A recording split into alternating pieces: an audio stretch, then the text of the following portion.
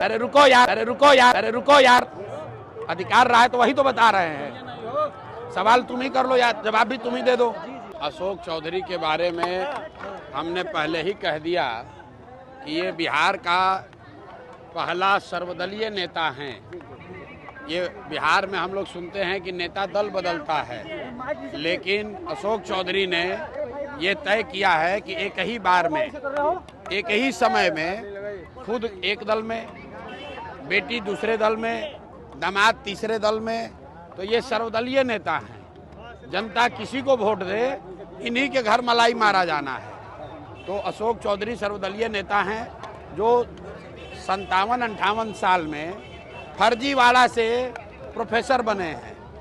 अब बताइए कि जिस बिहार में लोगों को किरानी क्लर्क का नौकरी नहीं मिल रहा है, ये भाई साहब विधायक हैं, किस दिन इन्होंने परीक्षा पास किया, कब पीएचडी कर लिए, कब जेआरई कर लिए और प्रोफेसर बन गए। अब ऐसे भ्रष्ट लोगों से बात करने का क्या मतलब है?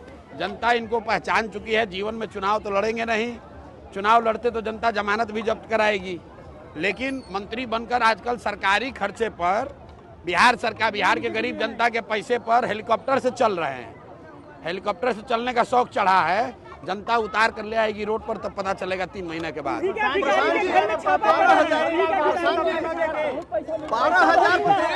भैया ऐसा है कि बिहार के सबसे भ्रष्ट नेता जो हैं, अगर आप लोग ऑनलाइन सर्वे कर लीजिए, कोई भी आप अपने अपने प्लेटफॉर्म पर डाल दीजिए कि बिहार का सबसे भ्रष्ट नेता कौन है 3, तो उसमें नाम आएगा अशोक चौधरी का, उसमें नाम आएगा मंगल पांडे का, उसमें नाम आएगा दिलीप जायसवाल का। ये भ्रष्टतम नेता हैं सब। अगर किसी अधिकारी के यहाँ पैसा मिला तो सीधा कह देगा कि भाई हमारा नहीं है, तो वो तो मानेगा नहीं। लेकिन बिहार की जनता जानती है कि ये आदमी, ये तीनों चारों नेता इतने भ्रष्ट हैं। आप बताइए कि घर घर से जो वसूली हो रहा है, बिहार की जनता में जो भ्रष्टाचार का जो सामना करना पड़ रहा है, आखिर पैसा जा कहाँ रहा है? कहीं ना कहीं तो ऊपर जा रहा है। हम नीतीश कुमार के विरोधी हैं, लेकिन मैं जानता हूं कि नीतीश कुमार व्यक्तिगत तौर पर पैसा नहीं लेते, वो चोर नहीं हैं। लेकिन नीतीश कुमार के इर्द गिर्द जितने ये सब नेता हैं, चूंकि नीतीश कुमार की शारीरिक मानसिक हालत अभी ठीक नहीं है, तो पूरा बिहार से लूट के ही तीनों चारों पैसा जमा कर रहा है। जब हमने कहा है कि अभी 3 महीना के बाद जन स्वराज का व्यवस्था बनेगा, तो ये 100 सबसे भ्रष्ट नेता और अफसर, छोटे लोग नहीं, बड़े नेता और बड़े अफसर, 100 सबसे बड़े नेता और अफसरों को चिन्हित किया गया है। इनको समयबद्ध कार्रवाई होगी। इनके और इनके आने वाली पीढ़ियों से बिहार से लूटे गए पैसे का हिसाब होगा, इनसे वसूली होगी। इनको दौड़ा दौड़ा कर मारा जाएगा, ये आप देखिएगा।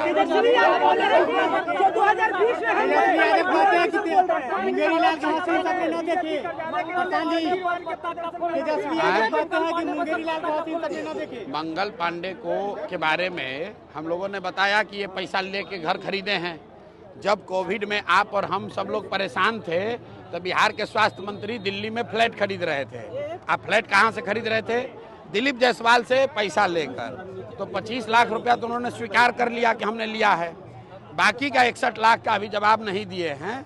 अभी हम प्रेस करेंगे, किसी दिन पटना रहेंगे तो आपको बता देंगे बिहार की जनता को कि बाकी का 61 लाख रुपया कहाँ से लिए हैं। सर 12,000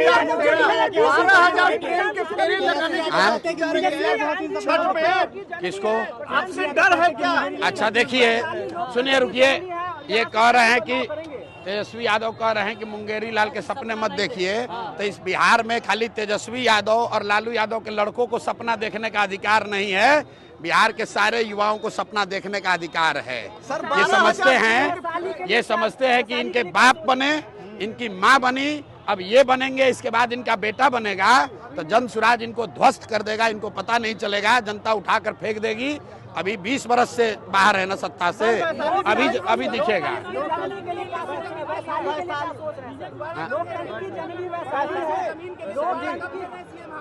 लोकतंत्र की जननी वैशाली है, इसके लिए क्या सोच रहे हैं सर? वैशाली के लिए कुछ अलग से नहीं सोच रहे हैं। वैशाली के लिए भी वही सोच रहे हैं जो पूरे बिहार के लिए सोच रहे हैं कि बिहार में बदलाव होना चाहिए, बिहार में बच्चों के लिए पढ़ाई और रोजगार होना चाहिए, पलायन बंद होना चाहिए। अरे रुको यार, अधिकार रहा है तो वही तो बता रहे हैं। सवाल तुम ही कर लो या जवाब भी तुम ही दे दो। भाई मेरे, वैशाली के लिए भी वही सोच रहे हैं जो पूरे बिहार के लिए सोच रहे हैं। बिहार में बदलाव होना चाहिए, लालू नीतीश के राज का खात्मा होना चाहिए। यहाँ पर बच्चों के लिए पढ़ाई रोजगार होना चाहिए, पलायन बंद होना चाहिए, भ्रष्टाचारियों को जेल जाना चाहिए।